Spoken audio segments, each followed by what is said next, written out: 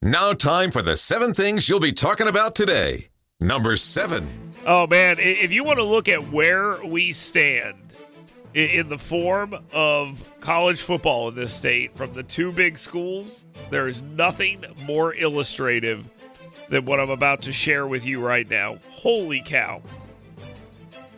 Auburn's AD, John Cohen, is hilariously claiming that boosters have absolutely no say in the conversation about picking a new coach. Come on, man. I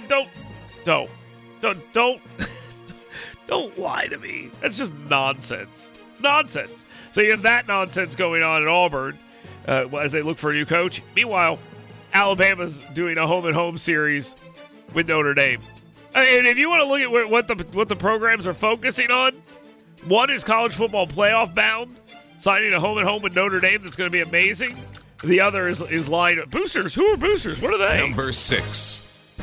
Alabama Public Television believes they risk losing. Are you ready for this? $3.5 million in donor funds. 23,894 members.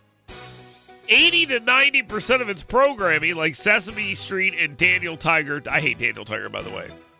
I know Daniel Tiger very well, and not a big fan of one Daniel Tiger. Anyway, they're very concerned about this, and to that I say, too bad. Okay, you had a chance to protect yourself from the national conversation about out-of-control liberalism and bias on public television. And you know what Alabama Public Television did? Nothing. And now they're whining about it. This conversation is long past over. Good luck. Keep going down this path. I dare you. Number 5.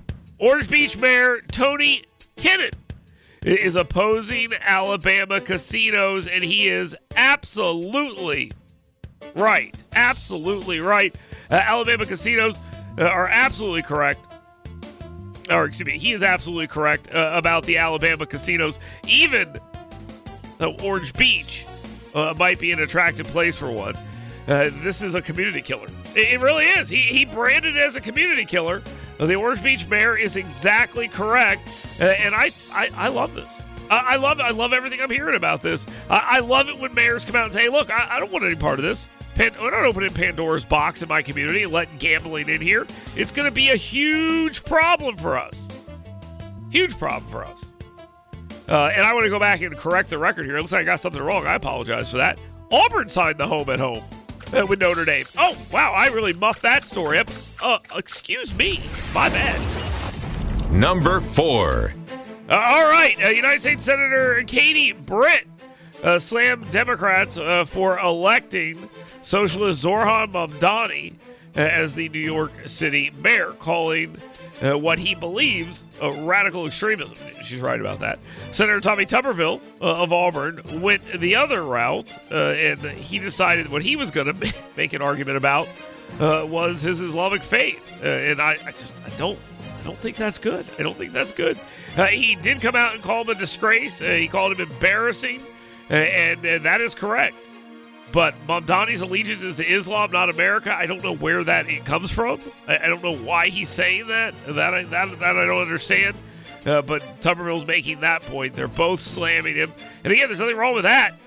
I think we're going to see a lot of people leaving and saying, I don't want any more part of New York City because of this. That is where the focus needs to be. Number 3. A packed house at Auburn for a Turning Point USA rally. And I think it's an important place for them to go, and I think it's important for everyone to see what goes on when they go and they try to kill a movement. Yes, did they kill Charlie Kirk? Absolutely, they killed Charlie Kirk. But I think the movement is still alive, as his wife has said, and I think we are seeing that with what's going on at Auburn and other places where you are seeing these things. Now, Donald Trump called in and said that Auburn is a very special place, which is true. It is very true. Quote, it's a great school and we love Alabama. That's what he said about Auburn. He said, he's a quote, "I've been there many times. I know many people from that area, and number one, and from that school." So there we go. Donald Trump saying, "We love Alabama. We won Alabama by 45 points. Number 2. The euphoric media coverage of Mayor-elect Zohran Mamdani's win in New York City is running into the reality of the real world as pressure builds on people to, I guess, get on board with his message. Now, he came out yesterday and said, "I need money for my transition. Continue giving me money for that." Kathleen Hochul, the president there, or excuse me, the governor of New York, is now involved in a battle with Mamdani over whether or not she's going to let him and help him raise taxes. Good luck on that. She's already made it clear that she's not going to do that. They did chant at her, "Tax the rich," etc. But he wants to increase taxes on income earners over $1 million and increase the corporate tax rate. And I think you're going to find some problems with all of this. Now, time for the number 1 thing you'll be talking about today.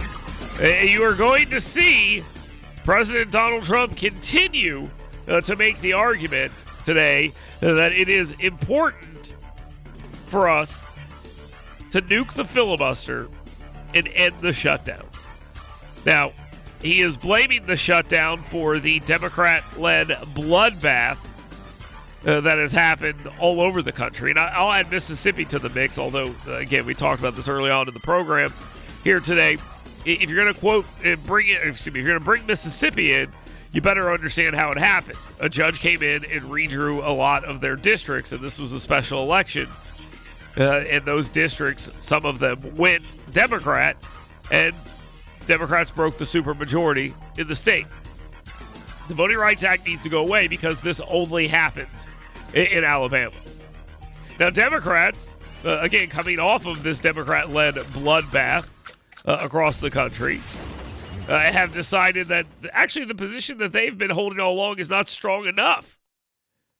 United States Senator Bernie Sanders, independent from Vermont, so they're urging Democrats to reject the shutdown if it does not include ACA, Obamacare, subsidy extensions amid some cuts, flight delays, unpaid workers, SNAP benefits, whatever. And it's really something that we are going to have to watch here, because I think there's a really, really good chance that Republicans cave on this.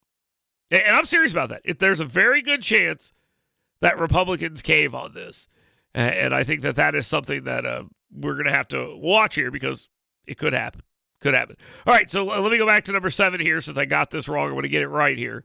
I was making the argument that Auburn's headed in one direction and Alabama's headed in the other.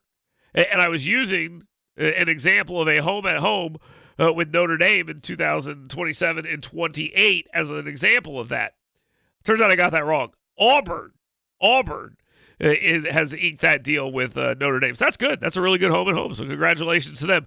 I'll use it this way. They're still going in different directions. One of them is headed to the college football playoff. The other is trying to figure out how much of a buyout they're going to pay their next coach. Okay? Is that better? Okay, good. Let's take a quick timeout. I'll be right back.